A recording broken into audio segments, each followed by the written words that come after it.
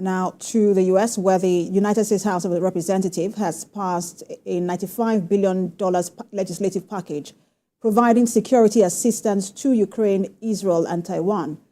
The long-awaited bill, which passed over the weekend, saw broad bipartisan support and could be signed into law early this week after it passes through the Senate and lands on President Joe Biden's desk for his assent. On this vote, the ayes are 311 and the nays are 112. The bill is passed. Oh, one voting present. I missed it, but thank you. Okay. The House will be in order. The House will be in order. Reacting to this, Ukrainian President Zelenskyy has expressed his gratitude after the U.S. House of Representatives passed a vital aid bill. He made this known while giving an update on the ongoing Russia-Ukraine war. Let's discuss some more on this. A senior fellow, the Potomac Foundation, Dennis Gurak, joins me now. He joins me virtually. Good to have you join us. Thank you for having me. So what's your assessment of the ramifications this aid will have for Ukraine's war efforts? Well, obviously, this decision has long been awaited. It was a half-a-year delay, and the mood in Ukraine has been uplifted over the recent few days because we were in shortage of ammunition.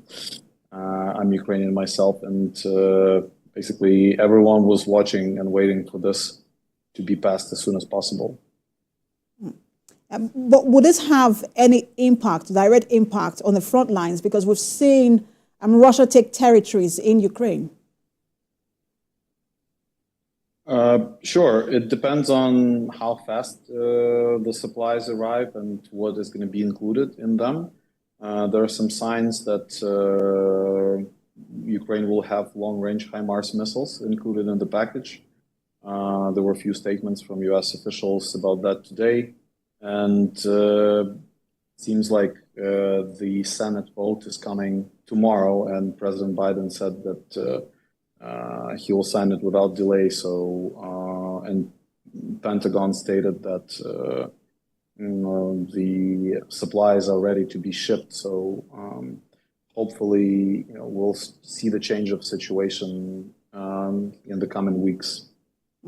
And we've seen efforts by the Ukrainian government to draft in more people into the military, and with a lot of people rejecting that call for them to join the military. And part of the reason is the fact that, look, there is not enough ammunition, and so joining the military at this time could be a death sentence.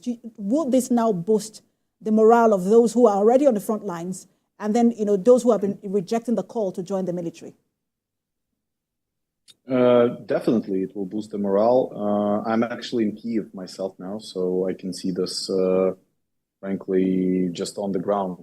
And yeah, this is this is a major development. Russia will try to do everything it could to prevent the aid being passed, which, to my opinion, is frankly irrational for the U.S. not to do this because, first of all, Ukraine is fighting for the free world. Secondly, this whole most of the aid is actually financing U.S.'s own military production. So those are two reasons. And there have been fears about, because now the U.S. is at the heart of its election. Elections are in November, and people are wondering, what if Donald Trump wins? And what would that mean for Ukraine? But now that this particular bill was passed, in collaboration, heavily by the Democrats. Every Democrat, supported this bill, with some Republicans also supporting. Do you think that those fears will be sustained, knowing that at least you had the support of some Republicans in Parliament? It's hard to say right now how the situation will develop. We're still half a year before the election, and then the inauguration happens only a couple of months after the election. So it's basically around 9 months' time till the new president comes into the office, if it's going to be the new president. So, however, the Ukrainian war is not in my opinion, it's not a political and shouldn't be a political issue in the U.S. And with this aid package being passed, I hope it became more clearly clear to all of the sides of the aisle, and partially or mostly due to the fact that the intelligence services and the military command briefed politicians on the ramifications if it's not going to be passed. So, and the ramifications are huge for the Western world and for the U.S. especially. And we know that Europe, on its part, is also scrambling to help Ukraine. As EU foreign and defense ministers meet today, do you see them now being able to pull a last-minute cooperation amongst members? Well, EU is always